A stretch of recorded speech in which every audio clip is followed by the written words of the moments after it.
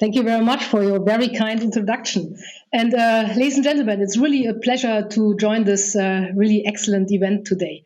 I must admit, in these days, it's really hard to think about much else than the war in the Ukraine. And I think it's really also horrible to see the tremendous suffering of the Ukrainian people. Our thoughts, my thoughts, are with them. We at BASF, we do what we can to support through a multitude of humanitarian activities, but also by helping our colleagues in the Ukraine to uphold their activities as long as they can. At the same time, we are in a close alignment with the government, fully standing behind their decisions and implementing them. We are also looking at the potential mid and long term effects of the war. Here, the predominant question is how do we continue on our path to climate neutrality?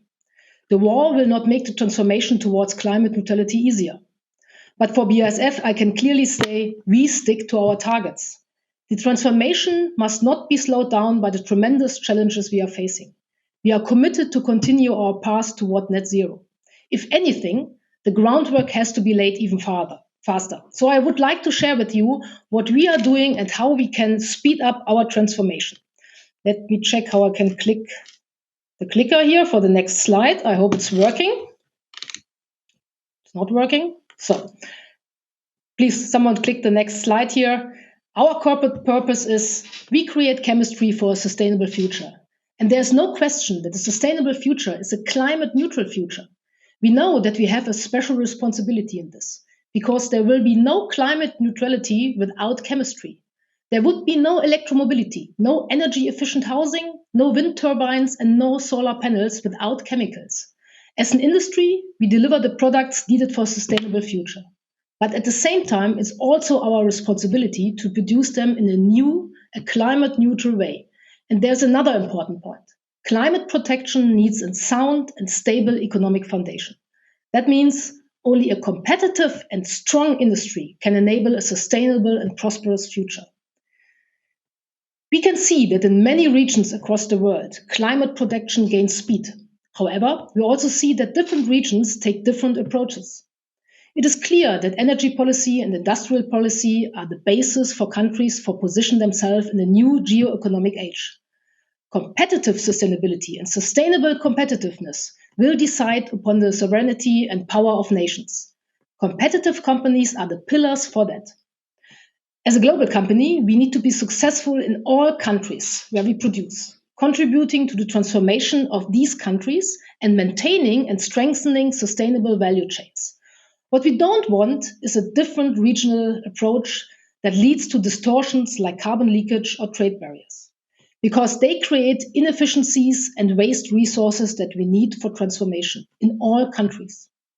At BASF, we want to reduce our greenhouse gas emissions for our production sites and our energy purchases by 25% by 2030, compared to the year 2018, while growing production volumes at the same time. And of course, our target 2050 is net zero emissions. We don't differentiate in our ambition between regions, and there's no common goal than the one common approach. But of course, we depend on respective policy frameworks, and we can make quicker progress in those regions and countries where policy frameworks are conducive to climate neutral investments. What are the measures? How we want to achieve net zero, and why is this challenge so huge? The answer is quite simple. Chemical processes require vast amounts of energy. Like our basic industries, like all other basic industries, such as steel, aluminum, and cement, we are at the beginning of basically all the value chain. So everything that we achieve in reducing CO2 footprint brings immediate benefit to our downstream customers. It is therefore our task and our responsibility to address this first step in the value chain. The good news is, technically, this is possible. Please, could you go to the next slide? We can change the fact that chemical production requires large amounts of heat and steam. We can't change this, obviously. We have done a lot in the past to making our processes and energy use more efficient. But now the low-hanging fruits have been picked over the last years. So to bring us now to the next level, we now need to take a decisive step. Replace fossil fuels with renewable electricity. In essence, this means using electricity from renewable resources for our power demand. Chemical production also needs a lot of steam. so far produced by gas-based power plants. Now we are in the process to pilot the use of electric heat pumps to generate CO2-free steam. Here in Germany, in Ludwigshafen, we want to redeploy waste heat from our chemical plants by using electric heat pumps on a scale never seen before. This requires technological development, and we are here partnering in a very good way with Siemens Energy. However, the full electrification of chemical production will only be possible with completely new production processes and technologies. Some of these are not available yet. In 2018, we have bundled the development of new production technologies in an own R&D program. One important building block is the production of CO2-free hydrogen, for which we follow two pathways. We are piloting a water electrolyzer, which is planned to go into operation end of 2024. And we are running a test plant for climate-friendly hydrogen via methane pyrolysis, a promising technology complementary to the water method. It only needs 1/5 of the green power compared to the water electrolysis. What is now important to keep in mind that a lot of these technologies still need development time before we can make use of them on an industrial level. And we will also use the lever bio-based and recycled feedstocks to reduce emissions by increasingly replacing fossil feedstocks. All these levers are supported by the operational excellence measures we are implementing to cut our CO2 emissions. Let me elaborate a bit more on one of our most important levers, electricity from renewable resources. On the next slide, please, you see transformation of chemical industry comes with a major increase in the demand for electricity from renewable sources. And we need to supply reliably in sufficient quantities at all times, day or night, and obviously also globally at competitive prices.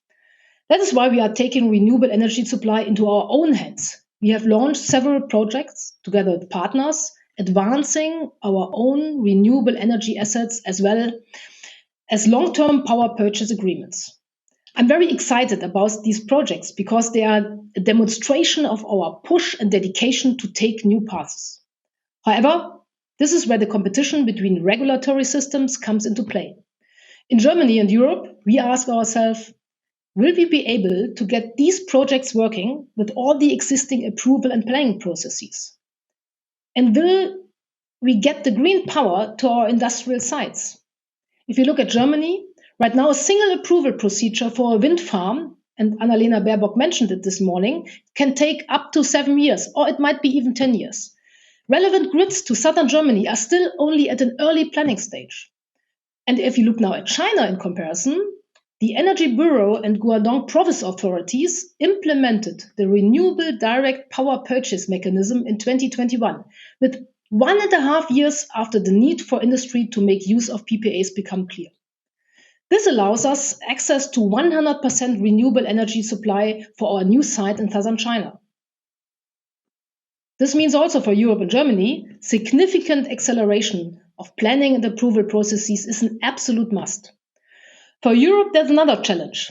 Capacity expansion for generation and transportation, not only for renewable electricity, but also climate-friendly hydrogen, needs to be done across countries, not only within the scope of one dedicated country. This can be the game changer because it will unlock the full potential of different countries and regions and speed up our race against climate change. And it will strengthen the much needed competitiveness of Europe's industry.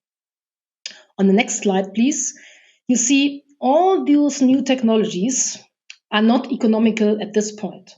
For this, the higher cost from the new technologies will have to be borne by end consumers. End consumers right now are increasingly asking for CO2 neutral products. So many of our direct customers need to reduce their own carbon footprint. And in addition to making things more transparent, we are now in the position to calculate the product carbon footprint of all our sales products. It's in total more than 45,000 of them. And with this, we are helping our customers to develop strategies to reduce their own carbon footprint of their products for their end consumers. We expect that demand for net zero and low PCF products will exceed supply in the medium term. This is why we want to be among the first companies to offer net zero products at scale. This will enable us to establish new business models. So now, my last slide. What do we need to do to be even quicker and more efficient with the transformation? We need new alliances and a new way of collaboration across industry, politics, and society, in Germany, across Europe, and globally. As much as we invest and as hard as we try as BASF, the transformation is a task that can only be accomplished in alliances. Especially businesses and governments need to work together much closer. What we need is a smart alliance of technology and regulation. We need a framework that strengthens a competitive industry and enables business opportunities. Because industry in all regions needs to work on a level playing field, which is not distorted by unfair advantages somewhere else. Only then can businesses deliver the required solutions at the lowest cost for the respective societies. Above all, this means a predictable climate and energy policy that encourage regional industrial transformation without hampering global trade. This is why we prefer improving conditions for new production methods, not establishing carbon border adjustment measures everywhere. We also need to speed up innovation by incentivizing large-scale investment in climate-friendly production technologies in a technology-open way. Funding programs and new instruments like the planned carbon contracts for difference are decisive for this. It will serve the above-mentioned competitiveness and will serve transformation globally. And we need regulation with the goal of drastically increasing the supply of renewable energy. To be concrete, a removal of existing burdens like policy-induced costs. And I'm now happy to see how determined the current German government is to proceed with abolishing the EEG levy. The importance of infrastructure I already mentioned. This is crucial for all our production sites worldwide. This includes renewable energy sources like electricity, it includes hydrogen, but also CO2, because we will also need to further work on carbon capture use and the storage of carbon CO2. So, with this, ladies and gentlemen, when I said the challenge is huge, I did not want to create the impression that it's not manageable. On the contrary, we have everything it takes. The technologies will progress, the key measures are known, the determination is there. So now we need to turn the ambition into action. And that's the theme of today's event. So BASF is committed to the transformation, and I'm optimistic that together we can succeed. Thank you very much for your kind attention.